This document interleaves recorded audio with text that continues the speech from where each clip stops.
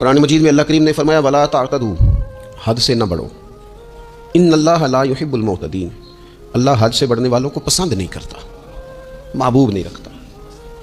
اللہ تبارک و تعالیٰ ان لوگوں کو پسند نہیں فرماتا جو اعتدال کا رستہ چھوڑ جاتے ہیں۔ بعض لوگوں کی یہ طبیعت ہوتی ہے کہ وہ اپنی مزاج کے لحاظ سے ہی کبھی اس پرڑے میں جھک جاتے ہیں، کبھی اس پرڑے میں جھک جاتے ہیں۔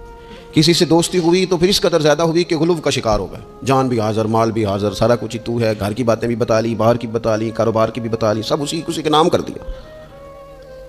لیکن جب اس شخص کے ساتھ اختلاف ہوا تو پھر دوست تو دور کی بات، اسے انسان ماننے سے بھی معاذ اللہ انکاری ہو گئے۔ تو یہ شدت ہے، یہ تناؤ ہے مزاج کا، اس سے انسان کا اخلاقی حسن ضائع ہوتا ہے، اس سے جو انسان کی انسانی خوبصورتی ہے وہ چلی جاتی ہے۔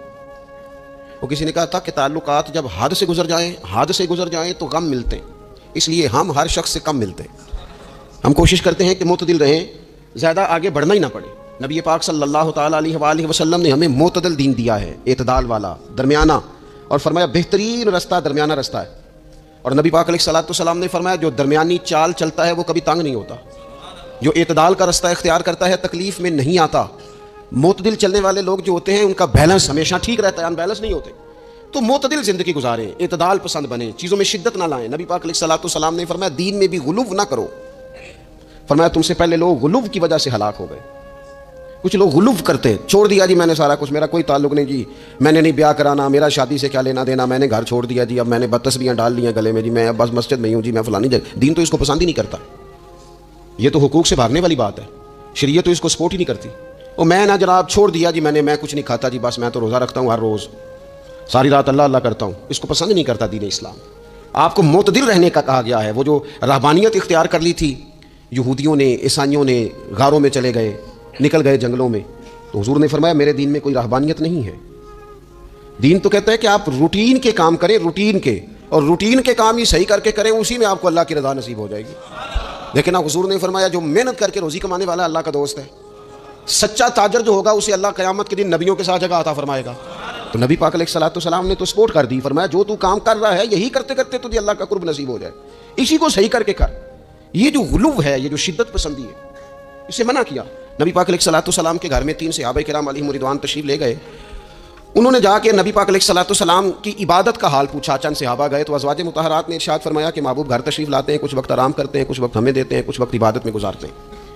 اب وہ تو گئے تھے جا کے یہ معلومات کریں گے اوہو کہ سرور کائنات تو ساری رات اپنے رب کو یاد کرتے ہیں۔ ہمارے ہاں بھی لوگ پیری مریدی کے سلسلے میں جب کہیں جاتے ہیں تو ان کا خیال ہوتا ہے کہ جو پیر صاحب ہوتے ہیں نا جی، نہ وہ روٹی کھائیں، نہ ان کے ہاتھ میں موبائل نظر آئے، نہ وہ ہنسیں، نہ انہوں نے اچھے کپڑے پہنے ہوئے ہوں، بالکل ایک فقیر آدمی، اور جب بھی ہم جائیں نا وہ تھوڑی، اور لوگ کرتے بھی ہیں یہ کام اللہ ماشاء اللہ، لوگوں کو دکھانے کے لیے وقتی طور پر بعض جگہوں پہ یہ سلسلہ ہوتا بھی ہے، لیکن یہ وہ نارمل زندگی نہیں جو ہمیں رسول پاک نے سکھائی ہے، یہ وہ دین نہیں کہ آپ بالکل کٹ گئے اور آپ حیرت انگیز بات کر رہے ہیں اور آپ جناب بالکل دنیا کا آپ سے کوئی تعلق ہی نہیں ہے۔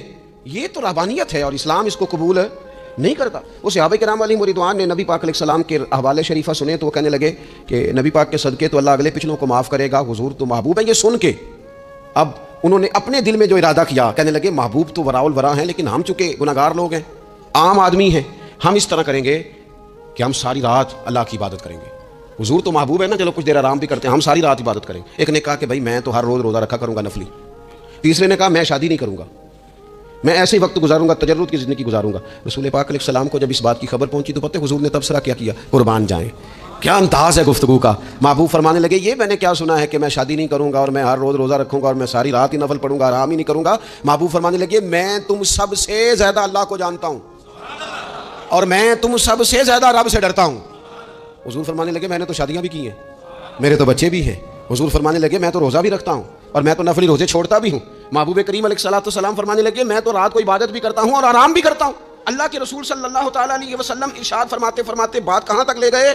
حضور فرمانے لگے اپنے یہ سارے طریقے، اپنی یہ سنت حضور بیان کر کے کہنے لگے سن لو بھائی، جس نے میری سنت سے منہ موڑا اس کا مجھ سے تعلق ہی کوئی نہیں، میرے طریقے پہ چلو، جو میں تمہارے لیے اسوہ چھوڑ کے جا رہا ہوں اس اسوے کو اپناؤ، اس طریقہ مبارکہ پر عمل کرو، اعتدال نہ چھوڑے کبھی بھی۔ غیر معتدل ہو جاتے ہیں لوگ، میں نے دیکھا ہے کہ وہ نا جب بندہ غیر معتدل ہو جاتا ہے تو چیزوں کا حسن ختم ہوتا ہے، اس کا وقار اٹھ جاتا ہے، اس میں تازگی نہیں رہتی، اس کے اندر وہ کیفیت نہیں رہتی۔ یہ دین کی بات ہے نا، تبلیغ ہے، یہ بھی حد سے زیادہ نہیں کرنی چاہیے۔ حضرت عبداللہ ابن مسعود رضی اللہ تعالیٰ عنہ سے لوگوں نے کہا تھا ہمارا دل کرتا ہے آپ روز واز کریں، روز تقریر کریں، ہم روز سنیں۔ آپ فرمانے لگے نہیں، ہفتے میں 3 دن بات کروں گا. اتنی بات کریں گے جو معتدل رہے, جو حد سے زیادہ نہ بڑھے. وہ ہمارے ہاں رواج ہے نا 2.5 گھنٹے کی تقریر کا, 3 گھنٹے کی تقریر کا, 4 گھنٹے کی تقریر کا. تو ہم سے لوگ کئی دفعہ کہتے ہیں اسی تو گل سمجھنے لگے تو ختم کر دیتی. تو میں نے کہا آپ شروع لیٹ ہوئے نا, ہم اللہ کے فضل سے پہلی بات سے شروع ہو گئے تھے. ہم نے وہ آدھا گھنٹہ تمہید پہ نہیں نہ لگایا. تجاوز نہ کریں چیزوں سے, اعتدال میں رہیں. دیکھیے اسلام ہمیں یہ کہتا ہے کہ تم کھانا کھاؤ, کلو وشربو, کھاؤ بھی پیو بھی, تمام جائز چیزیں کھانے کی اجازت ہے. لیکن نبی پاک علیہ السلام نے فرمایا کمر سیدھی رکھنے کے لیے کھاؤ. اور جب تمہارا بڑا جی چاہے نا پیٹ بھر کے کھانے کو, تو کریم فرمانے لگے پھر بھی 3 حصے کرو کھانے کے. ایک حصے میں ہوا ہو, ایک میں پانی ہو, اور ایک میں خوراک ہو. پھر بھی پیٹ بھر کے نہ کھاؤ. بلکہ اللہ کے رسول صلی اللہ تعالیٰ علیہ وسلم فرمانے لگے کسی نے اتنا برا برتن بھرا ہی نہیں جتنا کسی نے اپنے پیٹ کو بھرا. سب سے برا برتن تم نے بھرا. زیادہ کھائیں گے خواہشات زیادہ پیدا ہوں گی, زیادہ کھائیں گے نیند زیادہ آئے گی, زیادہ کھائیں گے غفلت زیادہ طاری ہوگی. لیکن کچھ لوگوں کا مقصد زندگی کھانا ہے. صبح کی پلاننگ الگ ہے, دوپہر کی الگ ہے, شام کی الگ ہے. آپ حیران رہیں گے کہ آپ اس ملک میں رہتے ہیں جس میں سب سے بہترین بزنس ہوٹل چلانے کا بزنس ہے. کھانے پینے کا کام کرو, یہ بھی بنا لو, یہ بھی بنا لو. اچھا بھلا کھا پی کے اس کے بعد فاسٹ فوڈ کا آرڈر دے دیا جاتا ہے. اور کھانے کے بعد کتنی ساری چیزیں. اب تو یہ میں کچھ عرصے سے دیکھ رہا ہوں, اچھا بھلا کھانا کھاتے ہیں, اس کے بعد چائے کے ساتھ بسکٹ آ جاتے ہیں. میرا ایک غریب گھر سے تعلق ہے. ہم تو اس وقت چائے کے ساتھ بسکٹ کھاتے تھے, رس کھاتے تھے جب روٹی کوئی نہیں ہوتی تھی, یا روٹی کھانے کا پروگرام نہیں ہوتا تھا, کوئی پرہیز چلتی تھی. لیکن اب وہ لوازمات چائے کے ساتھ. اب تو لوگ چائے کا, اب جی آپ کا کھانا نہیں پکانا, چائے پکانی ہے, تو چلو ٹھیک ہے چائے پک گئی. اب وہ چائے پک رہی ہے, اس کے ساتھ جناب بھنا ہوا گوشت پڑا ہے, اس کے ساتھ پیزا آ گیا ہے, اس کے ساتھ فلانی چیز آ گئی. یہ کیا ہے جی؟ اچھا پھر وہ خواہش بھی ہوتی ہے بعض میزبانوں کی کہ اب یہ تعریف بھی کریں. وہ سارا کچھ رکھ کے تو ساتھ یہ بھی کہہ رہے ہوتے ہیں تو چونکہ روٹی ڈاک چھڑی سی, لہٰذا پھر ہم نے نا یہ سارا کچھ کیا ہے. یعنی وہ کہہ رہے ہوتے ہیں کہ مہمان اب یہ کہے کہ اوہ آپ نے تو بڑا تکلف کر دیا ہے, اس کی کیا ضرورت تھی. تو کئی مہمان میری طرح کے بڑے پکے ہوتے ہیں, جو روز کے مہمان ہوتے ہیں نا بڑے پکے ہوتے ہیں, وہ تعریف شریف کوئی نہیں کرتے. وہ صاف ہی بات کرتے ہیں کہ تسی ایک شے رکھ دیتے, اسی بھی چاج نال کھا لیں. اب تو یہ چکھنے چکھانے کا ہی ماحول ہے. کوئی ایک رکھتے کہ ہماری مرضی کی رکھتے, یا پوچھ لیتے کہ اس ٹائم روٹی کھانی ہے تو چلو ہم کھاتے. یہ لوازمات ہیں, یہ تکلفات ہیں. اس میں گھر والے بھی تکلیف میں, پیسہ بھی بعضوں کا ضائع. آپ کھانے کے لیے زندہ نہ رہیں, زندہ رہنے کے لیے کھانا کھائیں. اپنی طبیعت میں بوجھ نہ بنائیں کسی قسم کا. نبی پاک صلی اللہ تعالیٰ علیہ وسلم نے مومن کی شان پتہ کیا بیان کی؟ فرمایا کافر اور منافق 7 آنتوں سے کھاتا ہے اور مومن 1 سے کھاتا ہے. اتنا فرق ہے کافر منافق کے کھانے میں اور مسلمان کے کھانے میں. 6 گنا کم روٹی کھاتا ہے مسلمان, 6 گنا کم. حضرت عمر فاروق ملک شام میں حضرت ابو عبیدہ بن جراح سے ملنے کے لیے گئے تو کہنے لگے اتنی دور سے آیا ہوں, شپا سالار اور روٹی تو کھلا. تو انہوں نے اپنے بیگ سے رات کا خشک ٹکڑا کھانے کا نکالا اور پانی کا پیالہ دے کے کہنے لگے عمر یہ لو کھا لو. تو حضرت فاروق اعظم کہنے لگے یہی وہ مزیدار روٹی تھی جس کے لیے میں تیرے پاس آیا تھا, یہی وہ کھانا تھا میں تلاش کر رہا تھا کہ یہ تمہیں ملے گا. کدھر گئے وہ لوگ جو رات کے کھانے میں فریج بھی نہیں ہوتی تھی, رات کے کھانے میں تھوڑا پانی ڈال دیا اماں نے, اس کو 3-4 دفعہ ابال لیا.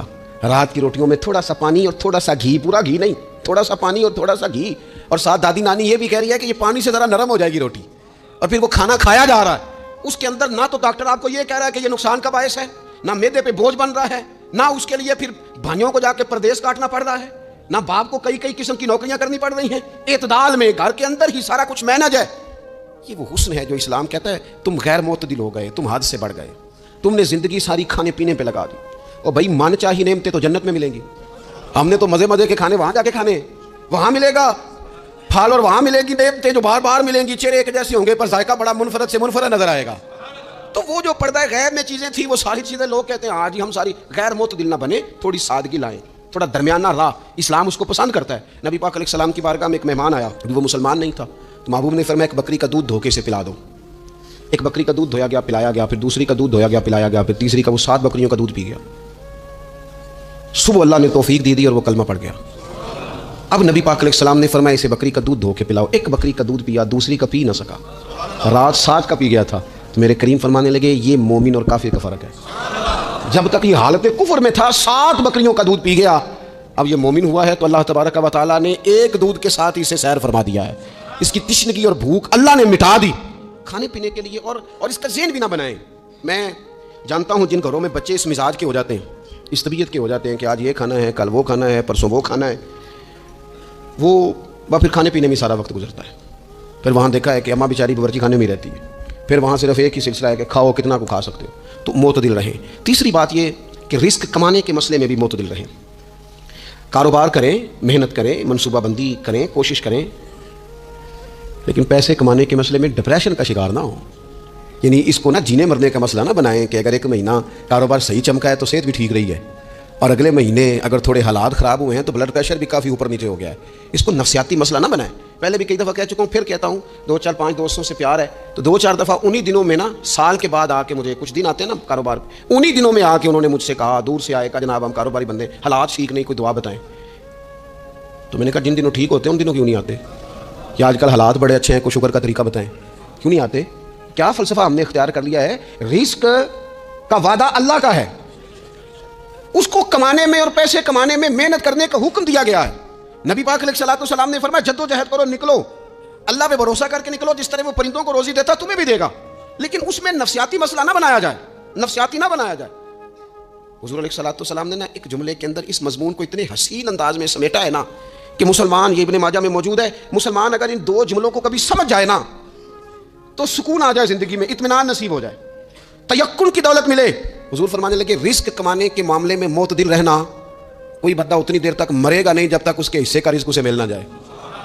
اتنی دیر تک بندہ دنیا سے نہیں جائے گا، تیرا حصہ تیرے تک پہنچے گا. کبھی بھی بے آبرو ہو کے رزق کمانے کے چکر میں نہ پڑے، کبھی بھی ذہن پہ سوار نہ کر لیں کہ میرا کام نہیں چل رہا، کبھی بھی اس طرح کی طبیعت نہ بنائیں. وہ میں تھوڑی دیر پہلے عرض کر رہا تھا کہ ایک بزرگ نے نا 2 کنجوس لوگوں کو پہلے بلایا، کنجوس آدمی تھے اللہ ماشاء اللہ، تو ان کے سامنے کھانا رکھا، کھانا بڑا بہترین اعلیٰ کوالٹی کا، لیکن ان سے کہا کہ جناب ہم نے نا ایک سبق لینا ہے آپ سے، تو کھانا تو آپ کو ملے گا اور آپ کی مرضی کا پکایا ہے، پر کھانے کا طریقہ ہمارا ہے. انہوں نے کیا کیا، یہاں سے رکھ کے نا ان کے ہاتھ باندھ دیے. وہ پرانے زمانے میں جو جرہ ہوتے تھے، بازو ٹوٹ جاتا تھا تو باندھ دیتے تھے لکڑیاں رکھ کے، تو لکڑیاں رکھ کے نا ہاتھ باندھ دیے تاکہ یہ جوڑ موڑ نہ سکے، تو یہاں سے ہاتھ باندھ دیے کا روٹی کھاؤ. کنجوس بندے تھے. اب انہوں نے لقمہ اٹھایا، ہاتھ بندھا اور یہاں سے لے جا کے جب منہ میں پھینکا، وہ کپڑے بھی سارے الجھ گئے، حال بھی خراب ہو گیا، پر کھایا انہوں نے مزہ لے کے پورا. وہ بڑی بری حالت ہو گئی. کنجوس تھے دونوں کو دسترخوان پہ روٹی کھائی جا رہی. اب ان دونوں کو سمجھانے کے لیے کہا کہ اب ہم تمہیں 2 اور لوگوں سے بھی ملواتے ہیں. اب 2 وہ بندے بلائے جو دل کے سخی تھے، جو رزق کے معاملے میں اس کا زیادہ حریص نہیں تھے. ان کی بھوک جو تھی وہ کہیں دور تک دکھائی نہیں دے رہی تھی. انہوں نے کہا جناب ادھر آئیں. آپ دونوں بھی، ان کے بھی ہاتھ باندھ دیے گئے. کہا آپ نے روٹی کھانی ہے، آپ نفیس لوگ ہیں، ناراض نہ ہوئیے گا، سخی بندے ہیں، پر کھانا آپ نے کھانا ہے اور ہماری مجبوری ہے، ہم نے آپ کے ہاتھ باندھ کے روٹی دینی ہے آپ کو. وہ 2 بندے بھی آمنے سامنے بٹھا دیے گئے، کھانا چن دیا گیا، ہاتھ یہاں سے باندھ دیے گئے، لیکن وہ سخی تھے. انہوں نے کہا جناب کوئی مسئلہ نہیں، اللہ تعالیٰ توفیق دے گا. انہوں نے کیا کیا، وہ لقمہ لگاتے اور ایک دوسرے کے منہ میں ڈالنا شروع کر دیتے. کھانا بھی کھا لیا، کپڑے بھی بچ گئے، نفاست بھی قائم رہ گئی، اور کسی قسم کی کوئی پریشانی آئی، کام خاصا مشکل ہے کسی کے منہ میں لقمہ دینا. کہا بڑا مشکل ہے، یعنی کھانا آ جائے، پک جائے، پاس پہنچ جائے، اور پھر اسے توڑ کے بنا کے اتنی محنت کر کے دے کسی کے منہ میں دینا. لیکن یہ دے کہ دیکھو کپڑے بچ جائیں گے انشاءاللہ، نفاست نظر آئے گی، حسن نظر آئے گا، خوبصورتی نظر آئے گی، اس میں لطافت محسوس ہوگی، اس میں لگے گا کہ یہ بندہ ایسا ہے جسے اللہ تعالیٰ نے اپنے فضل سے عطا فرمایا ہے. تو غیر معتدل طریقہ بندے کو رسوا کر دیتا ہے، رسوا کر دیتا ہے. وہ مال کمانے تو نکلتا ہے لیکن وہ کمزور ہو جاتا ہے، اس کا مزاج اور طرح کا ہو جاتا ہے. میں نے دیکھا ہے وہ جناب ساری دنیا چھٹی پہ ہے لیکن اس نے کہا چلو آج میں دکان کھول لیتا ہوں، گاہک کہیں بھی نہیں آئے گا تو چلو سارے آج مجھے مل جائیں گے. ایسا نہیں ہوتا، رزق اللہ نے تقسیم فرمایا ہے اور جس کا ہے وہ اس تک پہنچ جاتا ہے. تو غیر معتدل طریقہ اور رسوائی والا طریقہ کبھی بھی اختیار. اسی طرح کا معاملہ سخاوت میں ہے. نبی پاک علیہ الصلوۃ والسلام نے فرمایا کہ جب صبح دن چڑھتا ہے تو فرشتے دعا کرتے ہیں، کہتے ہیں یا اللہ سخی کو زیادہ عطا فرما، اسے زیادہ دے. حضور فرماتے ہیں جو سخی ہوتا ہے نا، یہ لوگوں کے بھی قریب ہوتا ہے، اللہ تعالیٰ کے بھی قریب ہوتا ہے اور جنت کے بھی قریب ہوتا ہے. اور یہ جو کنجوس ہوتا ہے یہ لوگوں سے بھی دور ہوتا ہے، اللہ تعالیٰ سے بھی دور ہو جاتا ہے، جنت سے بھی دور ہو جاتا ہے. سخاوت بڑی اعلیٰ چیز ہے، لیکن اس میں بھی معتدل رہنے کا کہا گیا. معتدل. کچھ لوگ ایسے ہیں جو سخی نہیں ہوتے. یہ میں کوشش کروں گا تشریح آپ کے ذہن کے مطابق کر لوں. سخی مزاجن سخی، لیکن اگر کبھی چڑ جائے نا، وہ جتنے مرضی پیسے لے لو ان سے، مزاج میں سخاوت نہیں. لیکن اگر طبیعت ہے اس طرح کی کہ اگر ان کا ذہن آ گیا نا، کبھی کہیں کسی نے تعریف کر دی ہے، پوری خوشامد اس نے کر لی ہے، تو پھر تو جناب ساری جیب بھی آپ خالی کرا دیں. یہ مزاج کی سخاوت نہیں ہے، یہ تو آپ کی طبیعت کا وہ ابال ہے کہ اگر کسی بندے کو پتہ چل گیا ہے کہ کس طرح کر کے آپ قابو آتے ہیں تو پھر وہ روز استعمال کرے گا. اور یہ ہوتا ہے، یہ ماحول ہوتا ہے. میں چونکہ مذہبی ماحول سے تعلق رکھتا ہوں، میں نے خود یہ دیکھا ہے کہ کوئی شخص اگر اس نے زیادہ بڑا منہ کھول کے لوگوں سے مانگنا شروع کر لیا تو پھر تو جناب بڑی بات ہے، مہنگا آدمی. اور اگر کوئی اپنی وفاداری قائم رکھتا ہے، خوشامد نہیں کر سکتا، اس کی طبیعت نہیں ہے کہ وہ 20-50 لوگوں کی خوشامد کرے، 10 کو حاجی صاحب کہے، 20 کو عاشق رسول کہے اور 30-35 کو کہے جناب بڑی بات ہے، ہم نے تو بڑا دیکھا ہے، آپ تو بڑے بہترین لوگ ہیں. تو پھر جناب وہ اگر یہ کام اسے کرنا آتا ہے تو پھر اس کا مطلب ہے اسے دیہڑی بھی اچھی لگانی آتی، پھر اس کی آواز کا بھی زیادہ سریلا ہونا ضروری نہیں. پھر اللہ تعالیٰ معاف فرمائے، پھر بس ٹھیک ہے، اب میں کیا اس پر تبصرہ کروں، پھر تو ہم دیکھ رہے ہوتے ہیں جس کو وہ عاشق رسول کہہ رہے ہوتے ہیں نا. اور ایسی خطرناک، میرے سامنے ایک نعت خیق صاحب سے کہنے لگا، نعت حضور کی پڑھی جا رہی ہے. کبھی شعراء ایک کام کرتے تھے, وہ کہتے تھے شعر تیری نظر ہے, وہ غزل کا شعر ہے یا کوئی ایسا شعر ہے, لیکن ایک شعر ہے نعت کا, اس میں تو حضور کی تعریف ہے. نبی پاک کی تعریف کا شعر کسی بندے کی نظر کیسے ہو سکتا ہے جب اس میں ذکر ہی رسول پاک کا ہے؟ تو وہ نعت خان صاحب کہنے لگے, بندہ سامنے بیٹھا ہے تھوڑا بہت میں بھی اسے جانتا ہی تھا, تو اسے کہنے لگے حاجی صاحب یہ شعر تہاڈی نظر ہے. میں نے آخیا تو مہربانی کر, یہ نظر کوئی اور شے کر لیا, یہ تو نعت ہے حضور کی, یہ نبی پاک کے لیے ہی رہنے دے, اس کی نظر تو نے کر دیا ہے. تو نالے میں کیا حاجی جنی دیر تک پیچھے بیٹھا سی انہیں دیر تو نظر کی نہیں, ان دتیاں لے کے سامنے آئے تھے تو نظر نیاز شروع کر لی. نہ کریں یہ کام, اس سے کوفت ہے. اور آپ یقین کریں, میں ذمہ داری سے کہتا ہوں, یہ کام کرنے والا بھی تنگ ہوتا ہے, اور جس کے لیے کر رہا ہوتا ہے پتہ اسے بھی سارا ہی ہوتا ہے یہ چکر کیا چل رہا ہے, سب پتہ ہوتا ہے. تو اس تکلف میں جب انسان کام کرتا ہے تو کہاں تک بات جاتی. سخاوت کریں لیکن چڑھ کر کوئی کام نہ کرے. نبی پاک علیہ الصلوۃ والسلام نے فرمایا, حضور فرمانے لگے اس طرح خیرات نہ کرنا کہ تمہارے اپنے بچے بعد میں لوگوں کے سامنے ہاتھ پھیلاتے پھریں. حضرت سعد بن ابی وقاص رضی اللہ تعالیٰ عنہ نے عرض کیا تھا, یا رسول اللہ صلی اللہ تعالیٰ علیہ وسلم, میں سارا مال اللہ کی راہ میں خیرات کرنا چاہتا ہوں, میری ایک ہی بیٹی ہے, میں چاہتا ہوں سارا اللہ کے راستے میں دے دوں. تو حضور فرمانے لگے نہیں بھائی, تو چوتھا حصہ دے, 3 حصے اپنی بچی کے لیے, بیویوں کے لیے, باقیوں کے لیے رکھ لے, لیکن تو یہ کام نہ کر. تو میرے عزیز زندگی میں خرچ کرنے میں بھی اعتدال کا مظاہرہ کریں. مجھے پتہ ہے اچھی طرح کہ ہمارے ہاں ایک مزاج بن جاتا ہے, طبیعت بن جاتی ہے. اگر کسی شخص کو آپ تھوڑی سی مدد کرتے ہیں تو وہ سمجھتا ہے کہ اگر اس نے مجھے 20,000 دیا ہے تو یقیناً اس کے گھر میں 50 لاکھ پڑا ہے, اور پھر اگلے ہفتے دوبارہ آتا ہے, ایک نئی مجبوری کا بھی اظہار کرتا ہے. یہ ساری چیزیں ہوتی ہیں, ان چیزوں کے بیچ ہی آپ کو نیکی کرنی ہے, لیکن افراط و تفریط سے بچنا ہے. اسی طرح کا معاملہ اپنی زندگی کے دیگر معاملات میں کریں. نبی پاک علیہ الصلوۃ والسلام نے سادگی کو پسند کیا ہے. حضور سادگی کو پسند کرتے, کھانے کے معاملے میں بھی اور کپڑوں کے معاملے میں بھی, لیکن اچھا لباس پہننے کی اجازت دیتے. حضور علیہ الصلوۃ والسلام نے ایک موقع پر ارشاد فرمایا کہ اگر کسی بندے کے پاس گنجائش ہے تو اسے اجازت ہے کہ 2 جوڑے کپڑوں کے کام کاج کے لیے رکھ لے, 2 جوڑے جمعے کے لیے رکھ لے. اور نبی پاک صلی اللہ تعالیٰ علیہ وسلم نے ایک شخص کو دیکھا جو مالدار تھا, لیکن اس کے کپڑے پھٹے پرانے تھے, لباس پرا گندا تھا, بال بکھرے ہوئے. تو اللہ کے محبوب علیہ السلام نے فرمایا تیرے اوپر اللہ کا فضل ہے, اور رب جب فضل کرے تو پھر اللہ فضل دیکھنا پسند بھی فرماتا ہے. فرمایا تو اچھا لباس پہن, حرج کوئی نہیں. لیکن اپنا رسول پاک علیہ السلام کا طریقہ مبارکہ یہی تھا کہ سیدہ عائشہ صدیقہ فرماتی ہیں کہ یہ وہ لنگی مبارک ہے اور یہ وہ پیوند والا کرتا مبارک ہے, اسی میں محبوب نے اپنی جان اپنے رب کریم کی بارگاہ میں پیش کر دی. اور فرماتی ہیں کتنے کتنے دن گزرے کہ رسول پاک علیہ الصلوۃ والسلام نے کھانا تناول نہیں فرمایا, کتنے کتنے دن گزرے. میں اس ساری بات کو اگر سمیٹوں نا تو میں یہ نوجوان اگر میری بات پر غور کریں تو اسلام کہتا ہے حضور خود کنگھی بھی فرماتے تھے, تیل بھی لگاتے تھے, امامہ بھی باندھتے تھے, سرما بھی پہنتے تھے, سادہ لباس پہنتے تھے لیکن صاف ستھرا. اسلام آرائش کی اجازت دیتا ہے, زینت کی اجازت دیتا ہے. آپ کنگا کریں, تیل لگائیں, خوشبو لگائیں, سرما لگائیں, صاف لباس پہنے, کپڑے دھلے ہوئے پہنے. حضور نے حکمن کہا, تاکیدن کہا کہ جمعے والے دن نہا کے مسجد میں آیا کرو. اسلام آرائش کی اجازت دیتا ہے, بس نمائش سے منع کرتا ہے. دکھاوا نہ کرو, نمائش نہ کرو. یہ نہ کہو کہ میں نے اتنے لاکھ کا پہننا ہے, ذرا لاگھ پتہ جائے لوگوں کو. یہ نہ مزاج بناؤ کہ اوہو یہ تو میں نے جناب پچھلے ہفتے بھی پہنا تھا, یہ تو میں نے منگنی والے دن بھی پہنا تھا, نکاح والے. یہ نمائش ہے, نمائش سے اسلام منع کرتا ہے. اللہ کے پیارے رسول صلی اللہ تعالیٰ علیہ وسلم نے فرمایا جس نے دنیا میں شہرت کا لباس پہنا, اس طرح کا لباس پہننا چاہا, اس طرح کے کپڑے زیب تن کرنا چاہے جس سے محسوس ہو کہ میں ایک بڑا آدمی ہوں, میں مالدار آدمی, جس نے دنیا کے اندر شہرت کا لباس پہنا, اللہ قیامت کے دن اسے ذلت کا لباس پہنائے گا. یہ معتدل کیوں نہیں رہا, اس نے کیوں حد سے تجاوز کیا؟ اس کو اس طرح نہیں کرنا چاہیے تھا. رسول رحمت صلی اللہ تعالیٰ علیہ وآلہ وسلم نے ہمیں جس چیز کی اجازت دی ہے وہ کام ہم کر سکتے ہیں, اور جس سے نبی پاک علیہ الصلوۃ والسلام نے ہمیں روکا ہے اس کام سے ہم نے بچنا ہے. ایک اور بات بھی خاص اور بالخصوص نوجوانوں سے کرنی ہے, وہ خاص جس طرح کھانے پینے میں معتدل رہیں, کمائی کرنے میں معتدل رہیں, خرچ کرنے میں اعتدال کا مظاہرہ کریں, لباس میں اعتدال کا مظاہرہ کریں, اسی طرح نا یہ آرام کرنے میں بھی ذرا معتدل رہیں. بہت زیادہ آرام کرنے لگ گئی ہے نئی نسل. آپ ضرورت سے زیادہ بھی سو لیں تو تھکاوٹ بڑھ جاتی ہے. اگر انسان اتنا ہی آرام کرے نا جتنا اس کی طبیعت کے لیے ضروری ہے تو اس میں طبیعت فریش رہے گی. لیکن اگر آپ کہیں, وہ ایک دوست ہیں ہمارے, تو ان کو جب تک کوئی اٹھائے نہ تو اٹھتے نہیں. تو گھر والوں نے ایک دن ارادہ کیا کہ آج صبح نہیں اٹھانا. دیکھتے کتنے بجے اٹھتا ہے, ماشاء اللہ شادی شدہ ہیں, بچے ہیں. تو کہنے لگے جی پھر اللہ کے فضل سے میں 2 بجے خود ہی اٹھ گیا تھا.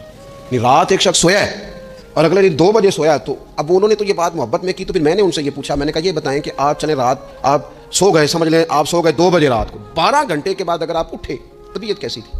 کہنے لگے فریش نہیں تھی. میں نے کہا فریش تبھی ہوتی ہے اگر آپ فجر میں اٹھ کے وضو کر کے نماز پڑھتے. فریش یہ تبھی ہوتی ہے اگر آپ سحری آپ اپنی روٹین کے مطابق اٹھتے اور اپنی ڈیوٹی پہ جاتے, واپس آتے اور تھک کے سوتے. بہت زیادہ آرام پسندی, اور جب سے یہ ساتھ موبائل اٹیچ ہوا ہے, ایک کونا مل جائے, ایک تکیہ مل جائے, اور موبائل کی بیٹری موجود ہو اور سروسز اس کی ساری ٹھیک ہو, پھر ہمیں آواز کوئی نہ دے. اس سے کیا ہوتا ہے, وجود بالکل سست ہو جاتا ہے. آپ کو اللہ تعالیٰ نے جو قدرتی صلاحیتیں دی ہیں، آپ جو کچھ کر سکتے ہیں اپنے گھر کے لیے، وطن کے لیے، ماں باپ، وہ آپ نہیں کر پائیں گے. زنگ آلود ہو جائے گا وجود، ہر وقت کی تھکاوٹ، ہر وقت کا مزاج کے اندر سستی کا جانا. اعتدال سے نہ نکلیں. نیند 7-8 گھنٹے بہت کافی ہے. اور وہ بھی میں آپ کو ایک ذاتی بات بتاتا ہوں، اگر اللہ چاہے نا بندے کی نیند پوری ہو تو کئی دفعہ صرف 20 منٹ آنکھ لگ جائے تو بندہ فریش ہو جاتا ہے. اور اگر منظور نہ ہو مالک کریم کو تو پھر ٹھیک ہے، لوگ لیٹے ہوئے. اللہ کے پیارے رسول صلی اللہ تعالیٰ علیہ وسلم نا بہت زیادہ آرام طلبی کو پسند نہیں کرتے. مسلسل جد و جہد، گھر آئے کچھ دیر آرام کیا، نماز شروع کر لی، حضور تہجد میں اٹھ گئے، پھر حضور فجر میں اٹھ گئے. دوپہر میں تھوڑا سا آرام فرماتے تاکہ رات کو بیدار رہنا آسان ہو، لیکن بہت آرام پسندی. ہمارے حضرت صاحب فرمایا کرتے تھے زمین کے اوپر کام، نیچے جا کے آرام. وہ کسی نے کہا تھا جاگنا ہے جاگ لے افلاک کے سائے تلے، پھر تو حشر تک سوتا رہے گا خاک کے سائے تلے. سونا ہی ہے نا، مرنے سے لے کر قیامت تک سونا ہے نا، تو اب تو جاگنے کا وقت ہے. نبی پاک صلی اللہ تعالیٰ علیہ وسلم نے حضرت معاذ ابن جبل رضی اللہ تعالیٰ عنہ کو یمن کا گورنر بنا کے بھیجا تو نصیحت فرمائی. حضور علیہ الصلوۃ والسلام نے فرمایا تھا تمہیں گورنر بنا کے بھیج رہا ہوں، عیش کوشی سے بچنا. حضور فرمانے لگے اللہ کے بندے آرام طلب نہیں ہوتے، رب کے بندے تو محنت کرنے والے ہوتے ہیں، جد و جہد. وہاں جا کے عیش کوشی سے بچنا. یہ مسند امام احمد بن حنبل میں موجود ہے. یہ جو آرام ہے نا، ہمیں بلائے کوئی نہ، آواز کوئی نہ دے، مرضی سے اب تو چھٹی ہے جی، اب تو میں نے سویرے اٹھنا ہی نہیں. او بھائی ڈھیر سارے کام ہیں جو چھٹی والے دن کرنے کے، ڈھیر ساری ذمہ داریاں ہیں جو چھٹی والے دن پوری کرنے کی. اپنی زندگی سے، اپنے وجود سے کچھ نفع لیں، ایسا نہ ہو کہ یہ بیکار ہو جائے. لیکن اگر زندگی صرف اور صرف کھانے پینے میں، لباس پہننے میں اور باتیں کرنے میں لگ جائے تو پھر تو آپ بیکار ہو جائیں گے. پھر تو محسوس ہوگا کہ جیسے انسان نہ خوابوں کی دنیا میں زندہ ہے، باتوں کے ساتھ اپنے دل کو مطمئن کرتا ہے. اس نے اچھا لباس پہن لیا ہے، بس آئینے میں اپنے آپ کو دیکھ کے خوش ہوتا رہتا ہے، طرح طرح کے کھانے منگاتا رہتا ہے، بس زبان کے ذائقے پورا کرتا رہتا ہے. امام طبرانی حدیث لائے ہیں، رسول پاک صلی اللہ تعالیٰ علیہ وسلم نے فرمایا میری امت میں ایسے لوگ آئیں گے جو رنگ برنگے کھانے کھائیں گے، انواع و اقسام کے مشروبات استعمال کریں گے، طرح طرح کی زیب و زینت کریں گے، اور منہ پھاڑ پھاڑ کے باتیں کریں گے، منہ کھول کھول کے گفتگو کریں گے. حضور نے پتہ کیا فرمایا؟ فرمایا یہ میری امت کے بدترین لوگ ہیں. یہ بدترین لوگ ہیں جن کا مقصود ہی صرف لباس پہننا ہے، مقصود ہی صرف کھانے کھانا ہے، مقصود ہی منہ کھول کھول کے باتیں کرنی ہے. ان لذات میں جو لوگ پوری طرح الجھ گئے، کوئی خیر کا کام ہی نہ کر سکے، کوئی مقصد زندگی کی طرف ہی نہ بڑھ سکے، یہ بدترین لوگ ہیں. عزیز دوستو، ان 3 چیزوں میں ڈھیر سارے لوگ، اللہ تعالیٰ معاف کرے الا ماشاء اللہ، اللہ سب کو محفوظ رکھے، اپنی زندگی کو ضائع کرتے دکھائی دیتے ہیں. یا تو کھانے پینے کا شوق ہے، یا لباس کی زیب و زینت کی طرف توجہ ہے، یا بس نشستن گفتن برخاستن بیٹھے ہیں اور باتیں کی ہیں اور اٹھے اور اتنی باتیں کی ہیں، اتنی باتیں کی ہیں، اس میں بھی کوئی اعتدال نہیں. بہت زیادہ بولنے سے وقار چلا جاتا ہے، بہت زیادہ باتیں کرنے سے باتوں کا حسن ضائع ہوتا ہے، بہت زیادہ بولنے والے کے جملے قیمتی نہیں رہتے، بہت زیادہ باتیں کرنے والا آدمی بے وزن اور بے وقت ہونے لگتا ہے، بغیر مانگے مشورہ دینے والے لوگوں کے مشوروں کو لوگ ردی کی ٹوکری جاننے لگتے ہیں. اپنی زندگی کو اگر وزادار اور باوقار بنانا چاہتے ہیں تو ذرا لباس میں بھی سادگی ہو، اللہ کی ہر نعمت خوش دلی سے استعمال کی جائے. سادہ کھانا بھی ملے تو رب کی عطا سمجھ کے رغبت کے ساتھ، شوق کے ساتھ اسے استعمال کیا جائے. مجلس میں بیٹھا جائے تو سیکھنے کی کوشش کی جائے، دوسروں کی باتوں کو سنا جائے. اللہ تعالیٰ نے نا کان 2 دیے ہیں، زبان 1 دی ہے. معنی کیا ہے؟ ڈبل سننا چاہیے اور سنگل بولنا چاہیے.